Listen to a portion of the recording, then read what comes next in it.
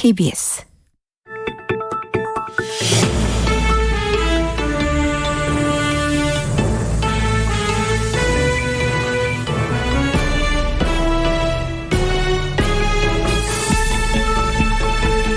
오늘 아침 일라디오. 우리를 괴롭히는 것들의 공통점을 보면 항상 반복되는 겁니다.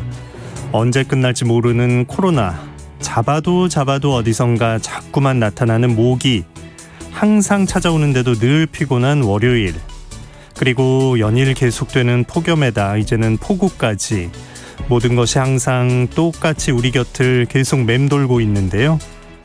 하지만 쉽게 사라지지 않을 뿐이지 끝은 늘 있었습니다. 지금 너무 힘들고 괴롭기는 하겠지만 마치 거짓말처럼 아무렇지 않게 되는 순간이 올 거라는 사실을 우리 모두가 알고 있습니다. 벌써 8월이네요. 그 길고 길던 여름도 이제는 얼마 안 남았습니다. 8월 2일 첫 번째 월요일 오늘 아침 일라디오 출발합니다. 저는 아나운서 김재홍입니다.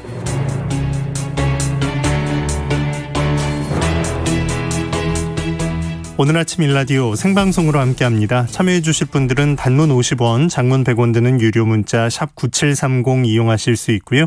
유튜브에서 KBS 일라디오 공식 채널 검색해서 들어오시면 채팅창도 마련되어 있습니다.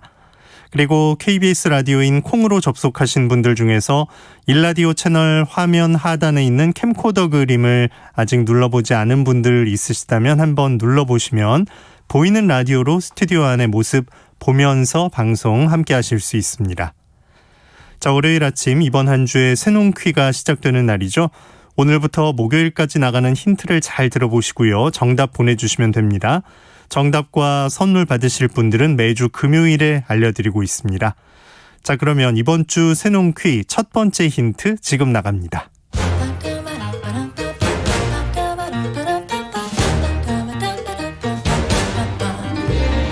우리 땅, 우리 바다에서 자란 맛있고 건강한 우리 농수산물을 알아맞히는 세상의 모든 농수산물 퀴즈 새농퀴. 안녕하세요. 퀴즈 내는 성우 한희정입니다. 그 어느 때보다 건강을 챙기는 일이 중요한 요즘. 내 몸을 위해 어떤 음식 챙겨 드세요? 뭐든 골고루 잘 챙겨 드시는 게 좋겠지만요. 그 중에서도 이번 주 새농퀴 정답인 이것은 먹기도 편하고 영양소도 풍부해서 지치기 쉬운 여름, 건강을 챙기는데 아주 좋은 식재료입니다. 이것은 녹황색 채소들 가운데 베타카로틴 함량이 가장 높은 채소인데요. 아시죠? 베타카로틴은 항산화 작용을 돕는 영양소입니다. 게다가 루테인도 풍부하다니까 눈 건강을 지키는 데도 좋겠죠? 이것은 주로 쌈 채소나 샐러드로 먹거나 곱게 갈아 녹즙으로도 먹는데 살짝 데쳐 나물로 먹을 수도 있고 김치로 만들 수도 있다니까 다양하게 활용해 보시면 좋을 것 같네요. 진한 녹색을 띠는 이것, 십자화과의 다년생 식물인 이것은 무엇일까요?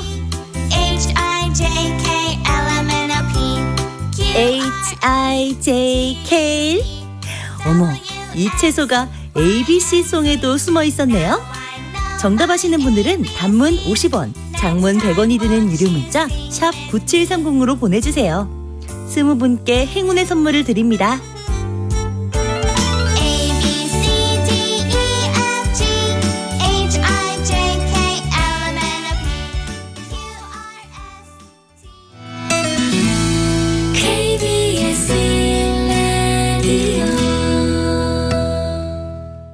농작업 정보로 이어갑니다. 농촌진흥청 농촌지원국 김용길 농업기술전문위원 전화 연결돼 있습니다. 안녕하십니까? 예, 안녕하십니까? 네, 새로운 농업 소식부터 알아볼 텐데요. 농업인의 온열 질환을 예방해줄 냉각조끼가 개발됐다고요? 예. 농촌진흥청은 시설 하우스 등 고온 환경에서 오랜 시간 작업하는 농업인들의 온열 질환을 예방할 수 있도록 하기 위해서 농업인용 냉각조끼를 개발했습니다. 이번에 개발한 냉각조끼는 현재 온도보다 16도가 낮은 차가운 공기를 압축시켜서 공기관을 통해 공급하는 조끼를 입고 작업을 하게 되면 작업자의 체온 상승을 낮게 낮춰주는 효과와 함께 고온 스트레스와 온열 질환을 예방해 주게 됩니다.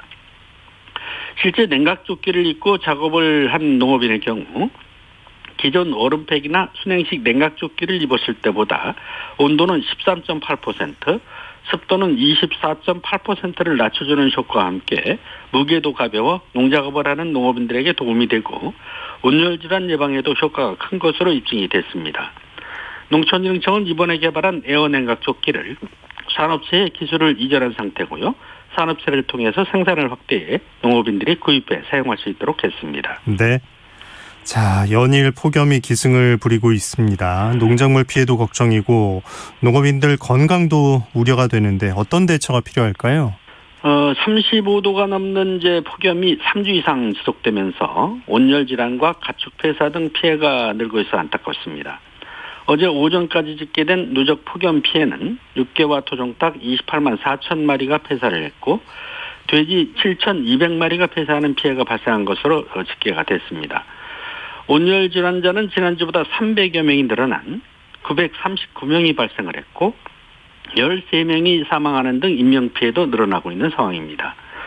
다행히 이번 주는 지역에 따라서 소나기가 자주 내려 온도는 지난주보다 3에서 4도 정도 낮겠지만 고온다습한 환경으로 인해서 농작물은 생육 부진과 수량 감소, 낙가와 햇볕 대인 피해가 늘어날 것으로 보여 폭염에 따른 관리 대책을 실천해 피해를 줄여야만 하겠습니다.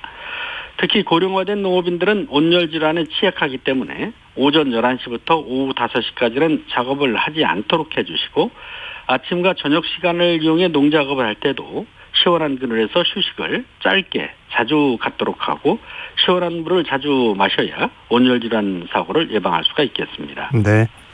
자, 이번 주 실천할 농사 정보들 하나씩 알아보죠. 벼농사 어떤 일이 기다리고 있습니까? 벼는 이삭이 벨 때부터 이삭이 나올 때까지가 물을 가장 많이 필요로 하는 시기이기 때문에 논에 물이 마르지 않도록 관리를 해주시는데 물 흘러대기를 해줘서 물의 온도를 낮춰주시는 것이 좋습니다.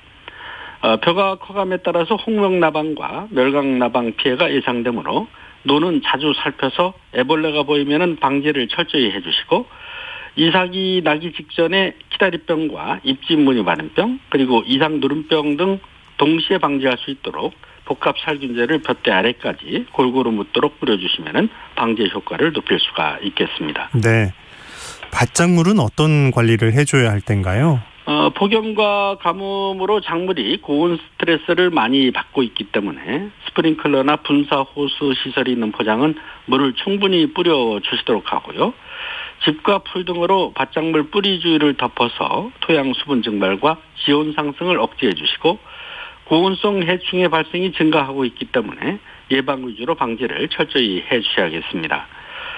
고온다습한 기상 여건이 계속되면 고추는 역병과 탄저병 발생이 많아지게 되는데 역병에 걸린 고추는 발견 즉시 뽑아내서 확산을 방지해 주시고 탄저병과 담배나방 등은 예방 위주로 약제를 뿌려서 병이 확산되지 않도록 해주시는 게 중요하겠습니다. 네, 과수농가에서 할 일도 말씀해 주시죠. 연일 계속된 폭염으로 인해서 과수는 햇볕 대인 피해가 발생하고 있는데요. 강한 직사광선을 직접 받지 않도록 가지를 잘 배치해 가려주시도록 하고 과일 돌려주기 등을 실천함과 동시에 미세 살수 장치가 설치된 농가는 한낮에 가동을 해줘서 나무 주변의 온도를 낮춰주시는 게 좋습니다. 배는 과실이 커지면서 깍지벌레류와 노린재류의 피해가 늘 것으로 보여 적기 방제를 해주시는 게 중요하겠고요. 감은 탄저병과 신가루병 등이 늘어날 것으로 보이기 때문에 병에 걸린 가지는 발견 즉시 제거해 주시는 것이 좋겠습니다. 네. 자, 폭염 때문에 축산농가도 걱정인데 어떤 일들이 필요하겠습니까? 폭염에 특히 취약한 닭과 오리, 돼지 등은 체열을 발산하지 못해서 폐사하는 피해가 늘고 있기 때문에 선풍기 등을 이용해서 신선한 바람을 공급해 주시고 젖을 먹이는 어미돼지는 돈사 내부의 온도가 너무 높게 올라가게 되면 사료를 먹는 양이 현저하게 줄어들게 되므로 가능한 한 신선한 사료를 3차례 이상 이렇게 나눠 조금씩 주도록 하시고요. 지방사료나 포도당 등을 첨가해 주는 것이 좋겠습니다. 특히 닭은 온도와 습도가 너무 높아지면 고온 스트레스를 받아서 생산성이 크게 떨어지고 폐사 위험이 매우 큰데요. 15도에서 18도 정도의 시원한 물을 꾸준히 먹이게 되면 체온을 떨어뜨려서 생산성은 높이고 폐사율은 낮출 수 있다는 농촌진흥청의 연구 결과가 있는 만큼 닭이 시원한 물을 언제든지 먹을 수 있도록 해주는 것도 피해를 줄이는 방법이 아닌가 생각이 됩니다. 네. 이번 주 농작업 정보 농촌진흥청 김용길 농업기술전문위원과 함께했습니다. 고맙습니다. 예, 감사합니다.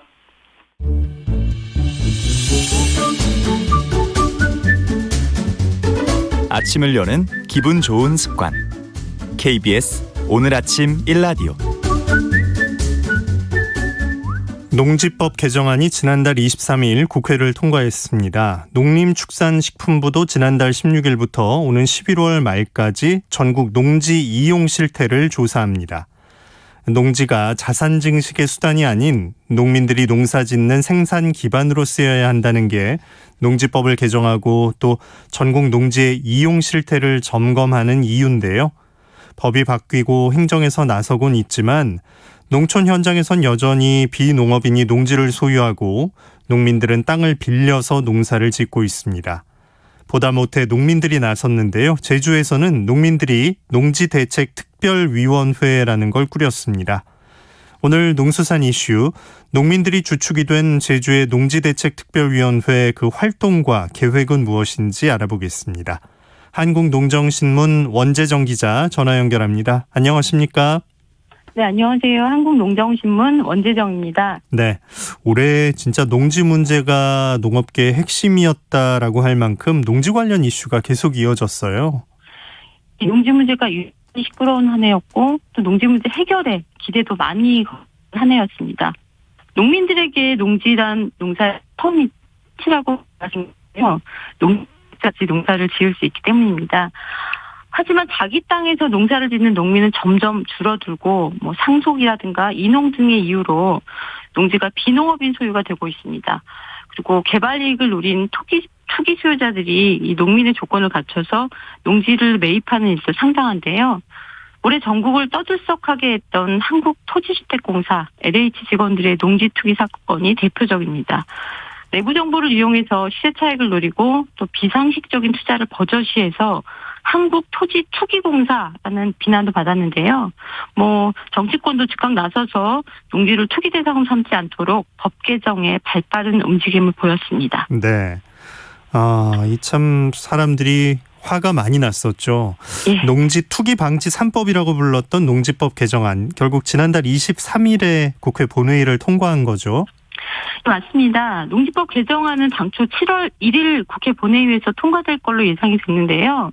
다소 늦은 지난달 23일 전국민 재난지원금 지급을 위한 추경안 통과 때 농지법 개정안도 함께 처리됐습니다. 사실 농지 투기 문제, 비농업인의 농지 소유 문제는 농업계의 해묵은 과제인데요. LH 사건으로 국민 여론이 너무 악화되다 보니까 정부도 정치권도 서둘러서 해법을 내기 위해 움직였습니다. 하지만 이번에 본회의를 통과한 이 농지법 개정안 역시 시민단체인 경제정의실천시민연합 그리고 대통령 직속 농어업농어촌 특별위원회 농지제도 개선 소분과에서 내놓은 이 제도 개선 방안과 비교하면 너무 수준이 낮다, 허술하다 이런 비판을 받고 있습니다. 제가 이제 농지법 소관 상임위원회인 국회 농림축산식품해양수산위원회 간담회에도 좀 참석을 했었는데요. 하다못해 농해수위원장도 강력하게 동의한 주말농장과 체험농장용 농지 소유 금지 조항도 결국 이번 개정안에서는 농업진흥구역 내에서만 소유가 금지됐습니다. 농업진흥구역 밖에서는 여전히 소유할 수 있는 조건으로 법이 통과됐는데요. 주말농장을 하는데 농지를 꼭 구입해야 하는지 여전히 의문입니다. 농촌 현장에서는 정치권과 정부에만 농지 문제를 맡겨서는 크게 달라질 게 없다는 이런 불신이 확산되고 있는데요. 특히 부동산 광풍이 불었던 제주에서는 농민들로 구성된 농지대책특별위원회가 지난 6월부터 본격적인 활동을 시작했습니다. 네. 농민들이 나서서 이 문제를 바로잡겠다는 의미 같은데 제주의 농지대책특별위원회 간략히 소개를 좀 해주신다면요. 에서 농민들이 직접 활동에 나서는 것을 국에서는 처음 있는 점을 말씀드리겠습니다. 국민의총연맹, 제주도연맹이 지난 6월 제주도의 농지가 얼마나 많은 가짜 농민, 그러니까 서류상으로만 농지 취득 자격 증명을 갖춘 비농업인들이 소유한 땅인지 밝혀보자는 의견에 따라서 농지대책 특별위원회를 구성했고요. 또 이 각 마을의 농지들은 누가 소유자고 또 농사는 누가 짓는지 소유와 이용 실태를 가장 잘 아는 농민들이 가짜 농민을 구별하는 전문가라는 확신을 갖고 활동을 시작했습니다. 이제 활동한 지 한 달이 좀 넘었는데요. 이 농지대책 특별위원회는 제주도연맹 소속 농민 회원들부터 이 가짜 농민 소유 농지에서 농사를 짓느라 불이익을 당하는 사례를 접수를 하고 또 제주도연맹 활동을 하지 않는 농민이라고 하더라도 농지 투기 문제에 대해서 접수를 받고 있습니다. 네. 현장에 있는 농민들이 진짜 농민들이 한다는 거 의미 있고 진짜 잘하시는 것 같긴 한데 이게 본업이 있는데 힘드시겠어요. 네, 본업에 대한 문제뿐만이 아니라 이게 이제 여러 가지 불이익도 예상이 되기 때문에 쉽지 않은 일인데요. 농민들은 한 해 농사가 끝나면 다음 농사를 준비해야 하는데 자기 땅에서 농사를 짓는 게 아니라면 농사를 그만두라는 그 땅 주인의 통보가 언제 내려질지 모르는 그야말로 을의 처지입니다. 농산물값이 불안정하고 또 생산비 부담이 커지면서 그나마 농사짓는 규모라도 키워야 소득이 유지되는 상황이거든요. 개발로 농지는 작고 줄어들고 농민들은 재배 면적을 키울 수밖에 없는 이런 상황들이 맞물리면서 농촌에서는 농지 구하기도 전쟁이 되고 있습니다. 그러다 보니까 비농업인 가짜 농민의 땅이라도 빌려서 농사를 지으면서 땅 주인이 작용한 것처럼 서류를 요청하는 것도 응하는 일이 일반적인데요. 그런데 이번 제주도의 농지대책 특별위원회의 농민들은 여러 불이익을 감수하고 더 이상 잘못된 관행에 동참하거나 눈 감지 않겠다는 선언을 하면서 활동을 시작한 것입니다. 네. 실제 이분들 그 비농업인 농지에서 농사를 지을 때 어떤 불이익들이 생기게 되나요? 우선 이제 농지법에는 농지를 대팔 때 8년 작용 조건이 있으면 양도소득세가 면제가 됩니다. 비농업인들은 농사를 짓지 못한 여러 가지 이유들이 있는데요. 대신 농사지을 농민을 구하고 또 임차농들은 농사짓는 데 사용하는 종자, 비료, 농약 구입 영수증을 땅 주인 몫으로 받아줍니다. 서로 상부상조하는 건데요. 그런데 더 큰 문제는 가짜 농민들이 임대차 계약서를 써주지 않거든요. 그러면 이제 임차농 같은 경우는 농업 경영체 등록도 하지 못하고 당연히 공익불금 신청도 하지 못합니다. 게다가 정부의 각종 보조사업 혜택도 전혀 받을 수 없게 되는데요.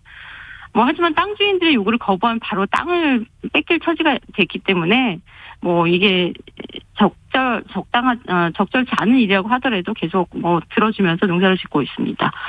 그리고 투기 세력이 많아지면서 농지 가격도 굉장히 가파르게 올랐는데요. 임차료도 덩달아 상승해서 농민들의 부담이 커지고 있습니다.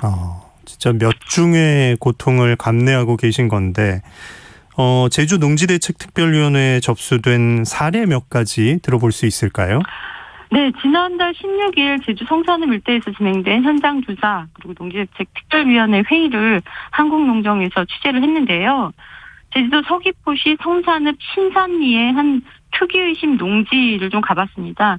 대신 농사 지을 사람을 구하는 땅 주인의 움직임이 그 성산읍 농민 회원에게 포착되면서 현장 조사까지 진행하게 됐는데요. 이 투기의심 농지 일부는 인근 자동차 수리소의 차량 적치 장소로 사용되고 있었고요. 또 임차농을 미처 구하지 못한 나머지 농지는 수풀이 우거져 있고 비닐이 아닌 현수막으로 멀칭을 해서 나무를 듬성듬성 심어 놓았습니다. 농사짓는 흔적만 어설프게 남겨놓은 상황이었는데요. 이렇게 눈에 띄게 문제가 될 만큼 방치한 농지는 굉장히 특별한 경우였고요. 겉보기에는 멀쩡하게 농작물이 자라고 있지만 속을 들여다보면 이상한 소유권 이동이 확인되는 농지가 더 큰 문제로 지적되고 있습니다. 현장 조사가 이루어진 날에 이제 농지대책 특별위원회 회의도 열렸는데요. 이날 회의에선 서귀포시 대정읍의 부동산 한 곳에 대해서 44건의 제보가 들어온 일도 있었습니다.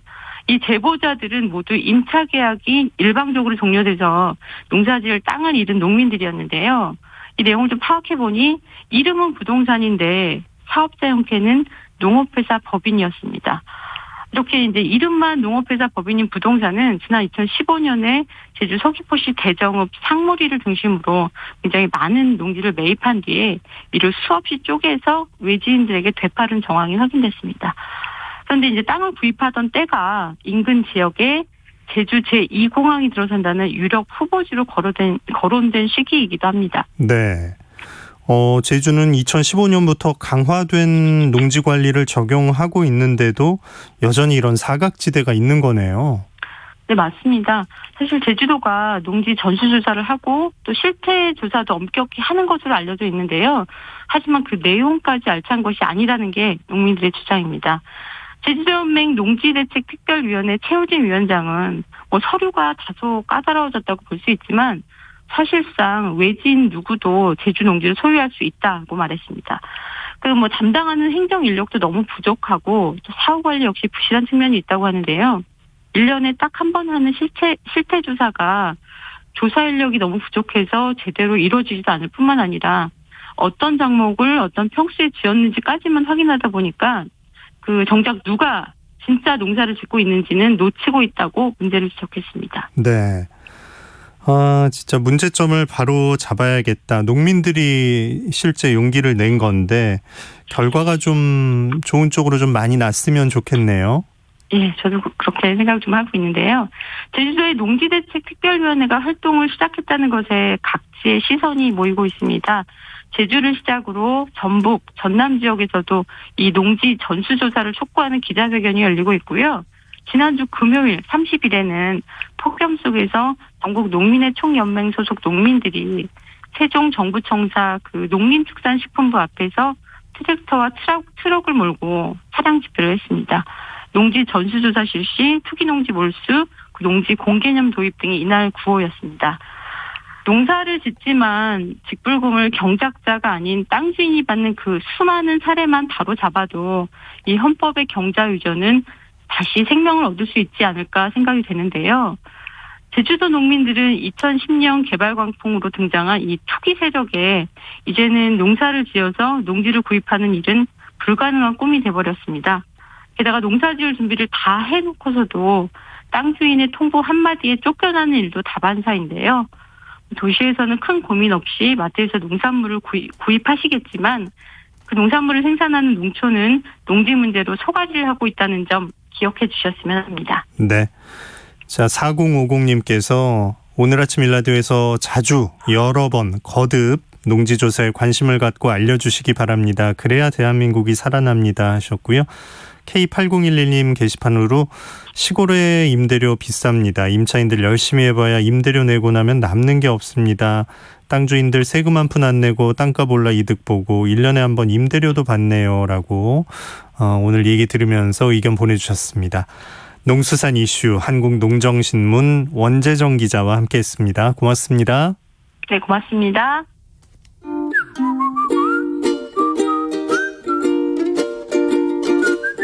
오늘 아침 일라디오 김재용 아나운서의 진행으로 듣고 계십니다.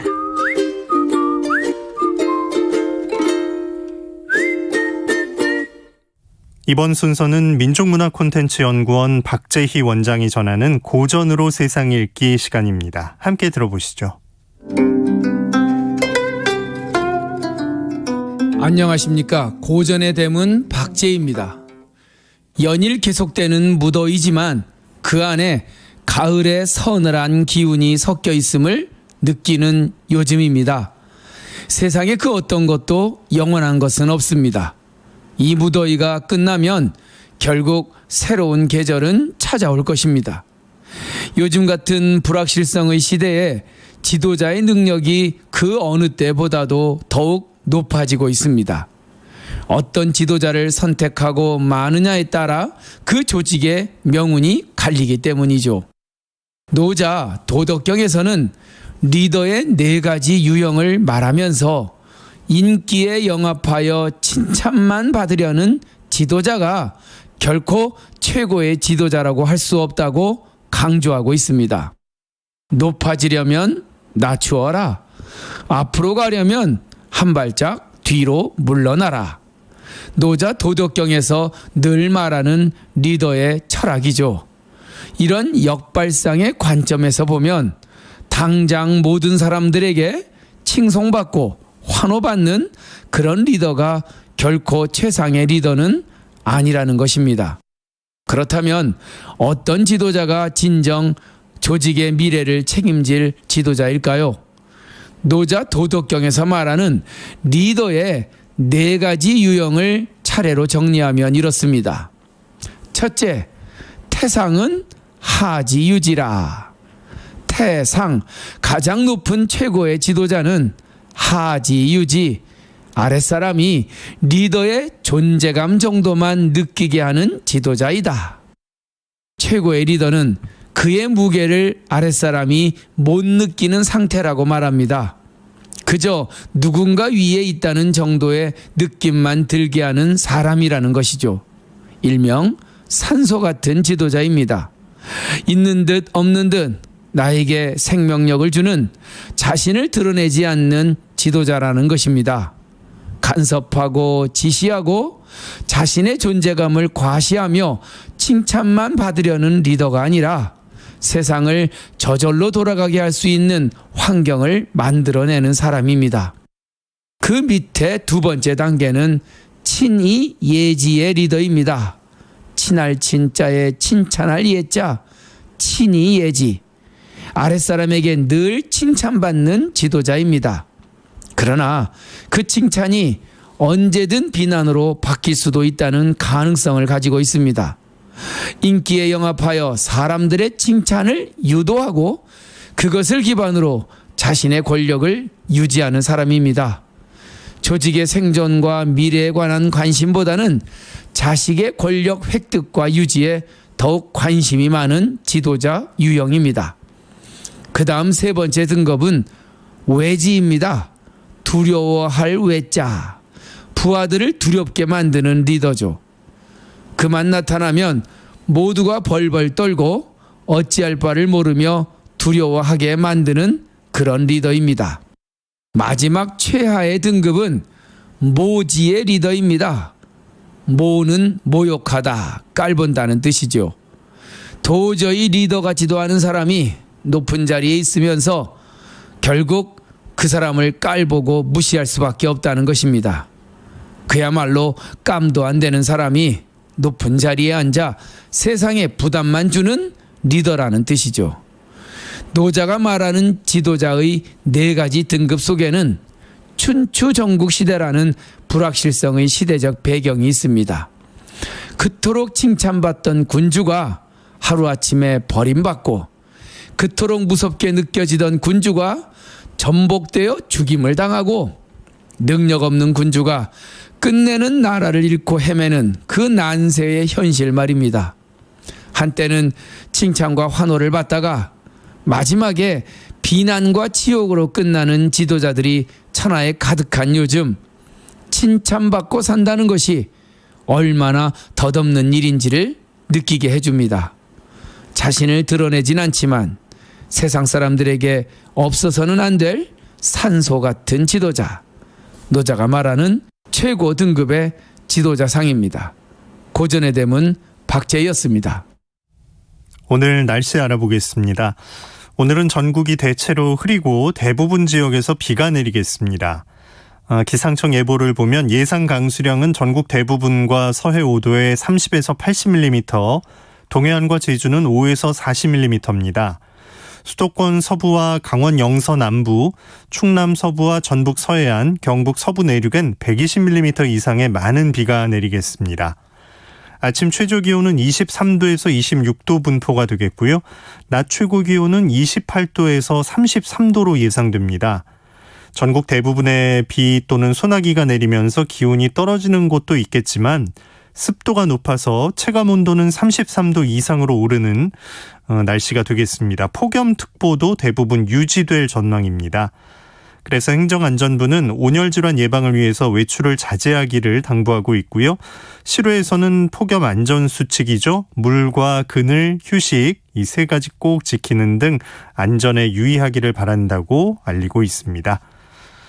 자, 여러분들의 문자 몇 가지 소개해드리겠습니다. 0992님, 아침에 눈 뜨면 채널 고정이에요. 텃밭 있는 집이라서 귀 쫑긋 듣고 있습니다. 요즘 수박과 참외 수확으로 식탁이 풍성합니다. 라고 사연 주셨습니다. 0645님, 모든 것에 끝이 있다는 위안되는 월요일의 첫 멘트 감사합니다. 어제 모기 10군데를 물렸네요. 코로나도 모기도 폭우도 곧 끝나겠죠. 좋은 한 주 보내세요. 라고 인사해 주셨고요. 4999님, 어젯밤에 비가 와서 식물들이 좋아하는 것 같네요. 이번 주도 더위 잘 견디는 한 주 되세요. 하셨습니다. 5169님, 요즘 어머니께서 마늘 선별 작업 일을 하고 계십니다. 너무 더워서 어머니 건강이 걱정됩니다. 하셨습니다. 0128님은 휴가 기간이라 그런지 이 시간에 차가 막히네요. 힘차고 안전한 일주일 되세요. 라고 문자 주셨습니다. 모두 고맙습니다. 자, 오늘 아침 일라디오 듣고 계십니다. 지금 시각은 6시 45분입니다.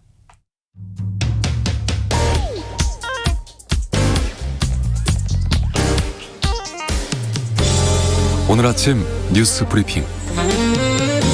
정상근 기자와 함께합니다. 안녕하십니까? 안녕하십니까? 네, 주말 사이에 코로나19 상황부터 알아볼까요? 네, 지난 토요일 확진자가 1,539명, 그리고 어제 확진자가 1,442명으로 이틀 합계 2,981명의 확진자가 나왔습니다. 지난주 주말 이틀 합계 확진자가 3,116명이었으니까 조금 줄었고요. 오늘은 1,200명대를 전후한 확진자가 나올 것으로 예상이 되고 있습니다. 그리고 지난주에 델타 변이 바이러스가 국내 확진자의 절반을 넘어서면서 그 델타 변이가 우세종이 됐는데요. 이 델타 변이는 5m도 넘게 떨어진 곳에서 13분 정도만 함께 있던 사람들이 감염될 정도로 전파력이 높은 데다가 또 기존 코로나19 바이러스에 비해서 치명률도 높습니다. 최근 위중증 환자 수도 2주 전에 비해 2배 정도 늘면서 300명을 훌쩍 넘겼는데요. 이 역시 델타 변이 탓으로 보입니다.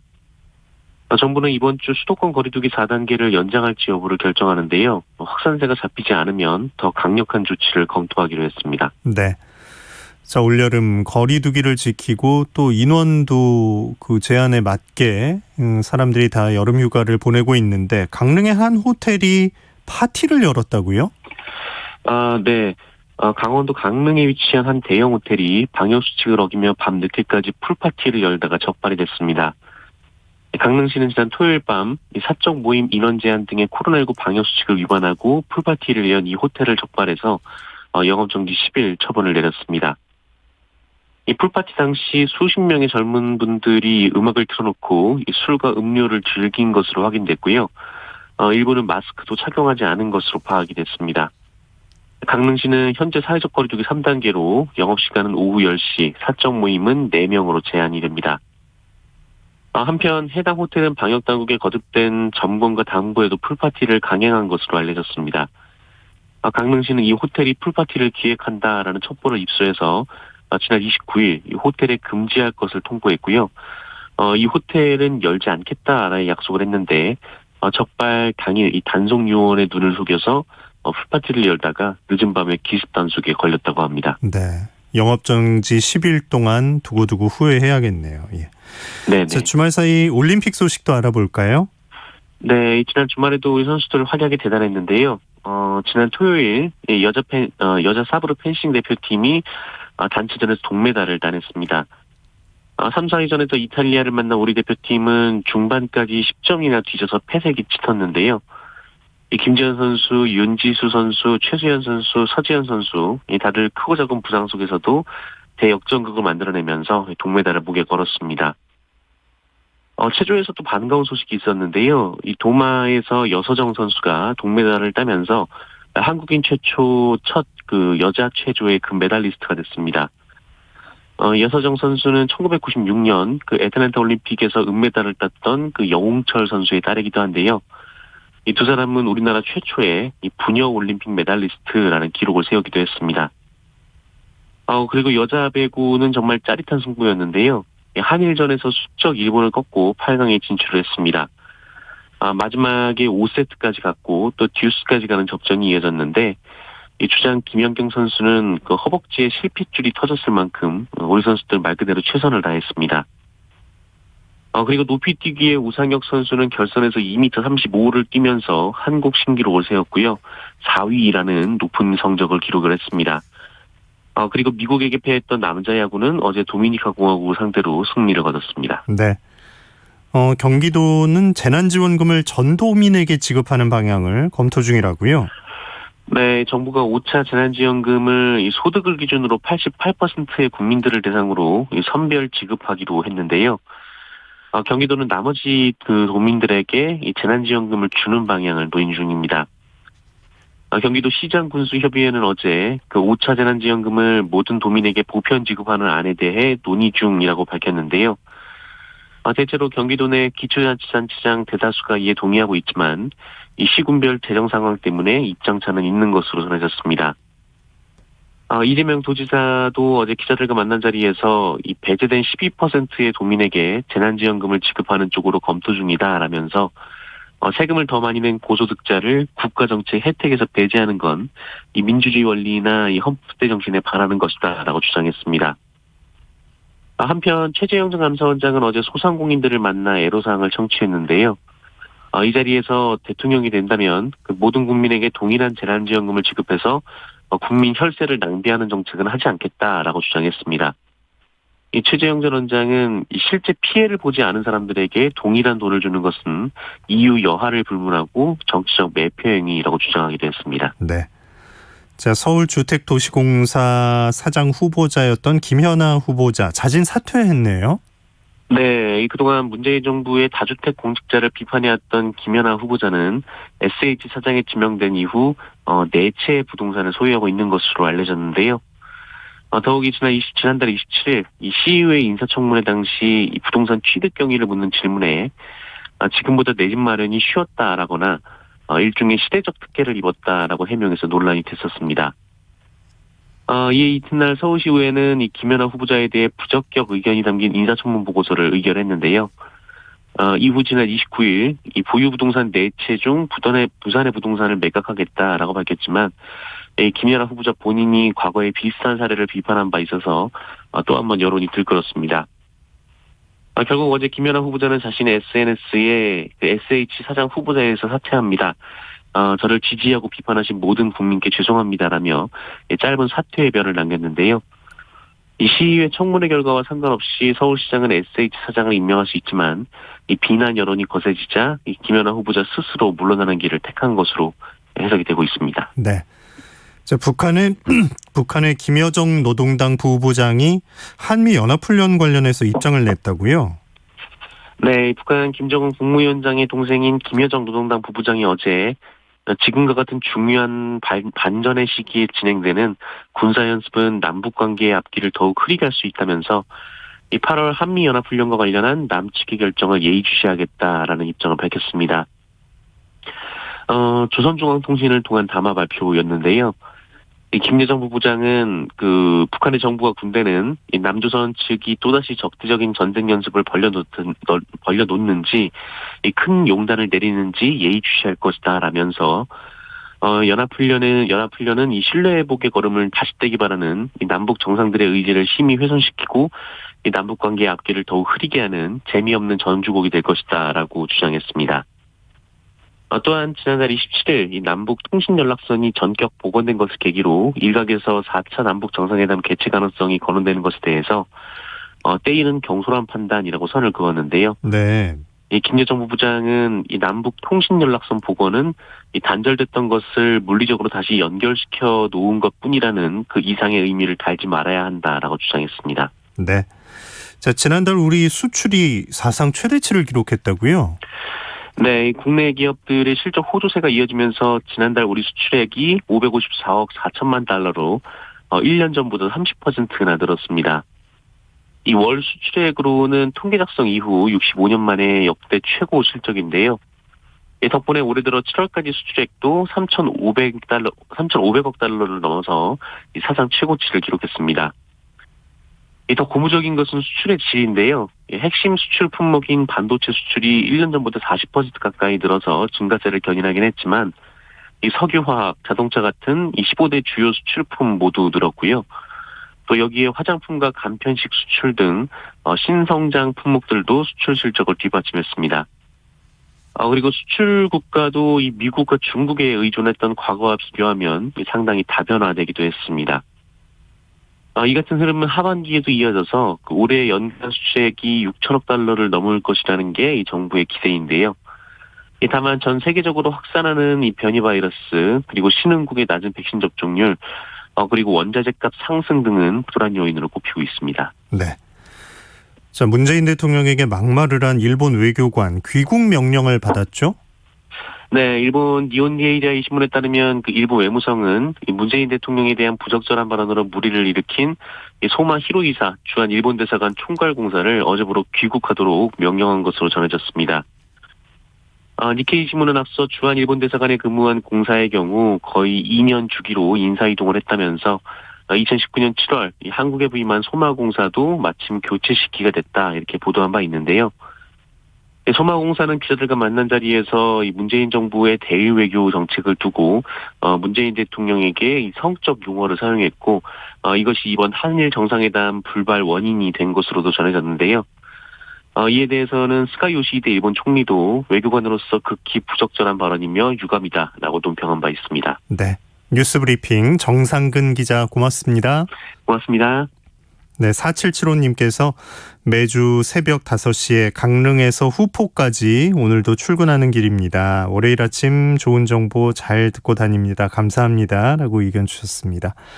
자, 오늘 바다의 물결이 제주 먼바다 쪽에선 높게 일겠고요. 오후부터 동해안에 높은 너울성 파도가 밀려오겠습니다. 조업하는 선박들 주의하셔야겠습니다. 자, 오늘 아침 일라디오 월요일 순서 함께 하셨습니다. 아나운서 김재홍이었습니다. 내일 아침 6시 15분에 다시 찾아옵니다. 고맙습니다.